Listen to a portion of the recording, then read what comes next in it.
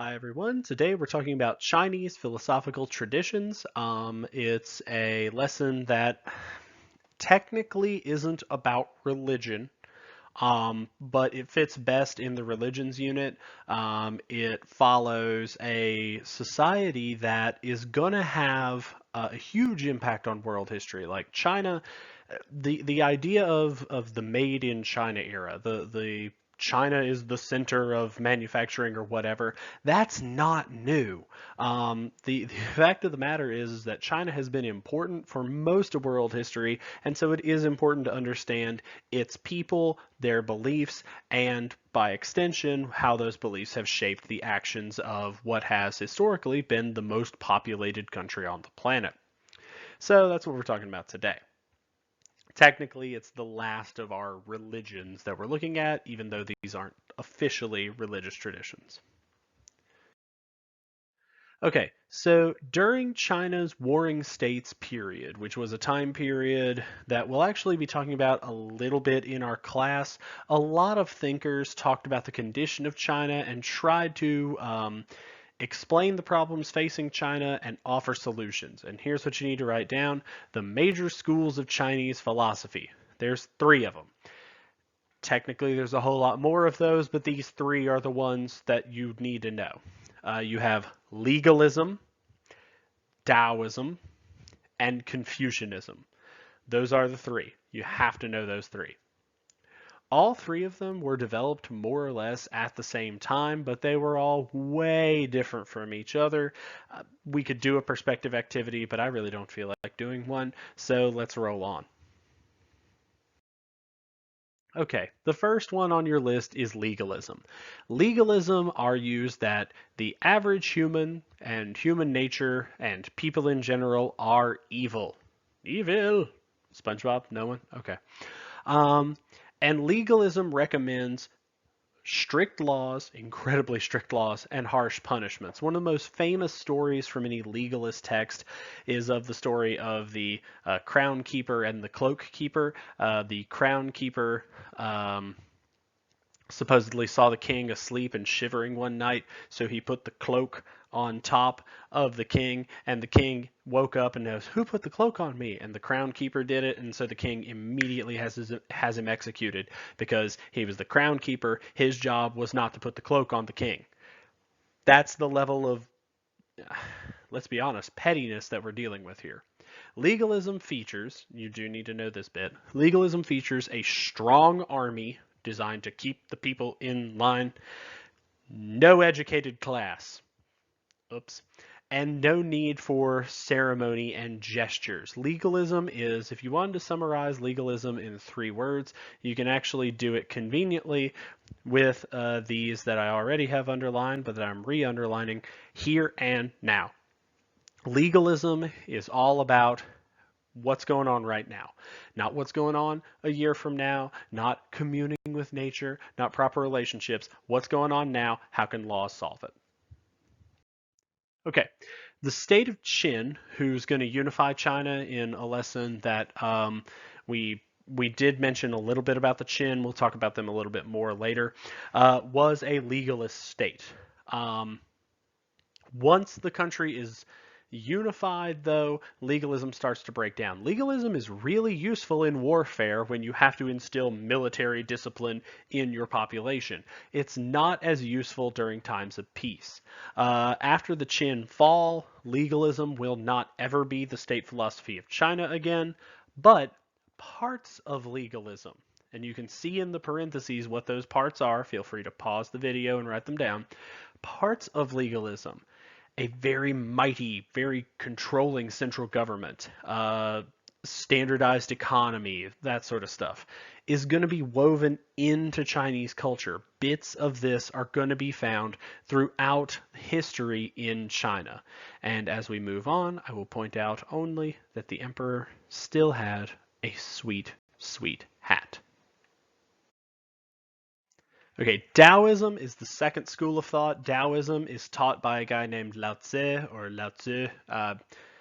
I'm from rural Randolph County. The fact that I speak any Chinese at all is purely because I majored in history. Lao Tzu and his book, the Tao Te Ching, are really important to the development of this philosophy. The basic idea of Taoism, and you need to know this, is that nature is perfectly balanced, so human beings should be like nature. For every yin, there is a yang. You have probably seen this symbol. This is Taoism's most well-known symbol.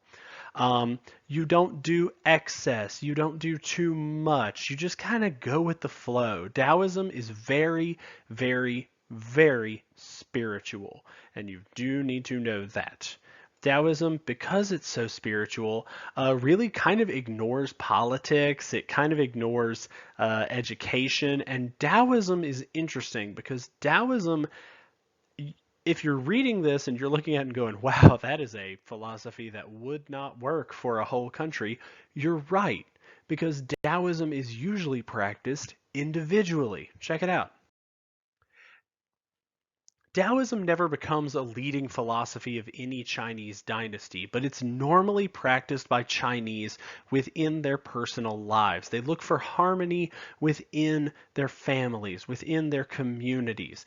And following Taoism makes it easier to put various things into your life. Following the Taoist way, which is the Tao, that's what it means, the way, is easy to fold into Confucianism because Confucianism is all about proper relationships, as you're about to see. So Taoism doesn't ever become a national thing. Taoism is often practiced by the Chinese at home, which is kind of cool if you think about it. All right, so then there's Confucianism. Of all the three Chinese philosophies, Confucianism is the most important. You have to know Confucianism. I'm even going to make which Chinese philosophy is the most important a question. The founder of Confucianism is Master Confucius, or Confucius in his Latinized form.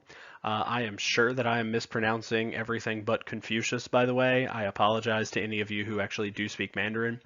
The key point of Confucianism is all about proper relationships and proper action or proper ethics.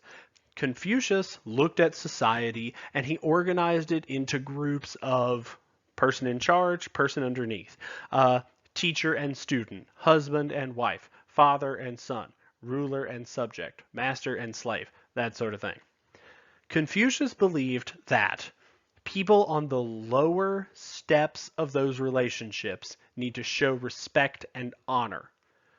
But the people who are on top also have to act properly. Confucianism is basically teaching that if a society functions well, the ruler acts right, the subjects act right, and everybody benefits from it. The quotation of note, of course, is when the ruler does right, all men will imitate his self-control. But the theory is also if you are, let's say, a wife whose husband is just a scumbag, he doesn't act properly, you should still act properly, and that will shame him, more or less, into acting correctly. Does that happen all the time? Well, that's a philosophical debate for another moment. Um, Probably the most important concept in Confucianism is the idea of filial piety. Filial piety, which is a vocab word, you should underline it. Filial piety is deep respect for your elders. Your parents, most notably, but also grandparents and on down the line, whether they are alive or dead. Uh, Whether fairly or not, I feel very comfortable saying that the piece of Chinese culture that most Americans are most comfortable with is probably the animated version of Mulan. Like I said, whether or not that's a good thing is up for considerable debate. But this idea teaches, filial piety teaches, that you need to respect your elders. So if you've seen that movie, and you probably have, if you've seen that movie, whenever she is asking her ancestors for help, that's a great example, not 100% a correct one, but it's a great example of filial piety. This idea, which is called ancestor veneration. Veneration, you'll notice, I put a little asterisk in there and everything. Veneration is one of those things that's hard to explain to Americans. It's not worship. It's not like if you are a religious person and you pray to your gods. The Chinese, when they are practicing Confucianism, do not pray to their ancestors, but they respect them way more than you or I might when we talk about, oh, respect your grandma, respect your mom, respect your dad. That that veneration is very, very deep. It's not the only piece of filial piety, of course, but it is one of the things that is very important, hence why I'm spending so much time on it. Other pieces of filial piety do include doing your job properly, having sons, because, and I say this as a man with two daughters, sons are the ones who carry on your family name. Fairly obviously, I don't 100% agree with Confucianism. Don't rebel, be wise about what you do, etc., etc. A lot of that is very standard stuff for any philosophy or religion, but the filial piety is what I really want to emphasize here. Last one. Okay, Confucius was very, very heavily focused on the upper class. He himself was upper middle class. He was a government functionary, like so many others. It blows my mind, guys. Sorry, I'm going to go off on a tangent here, but it's my video. I'm allowed to.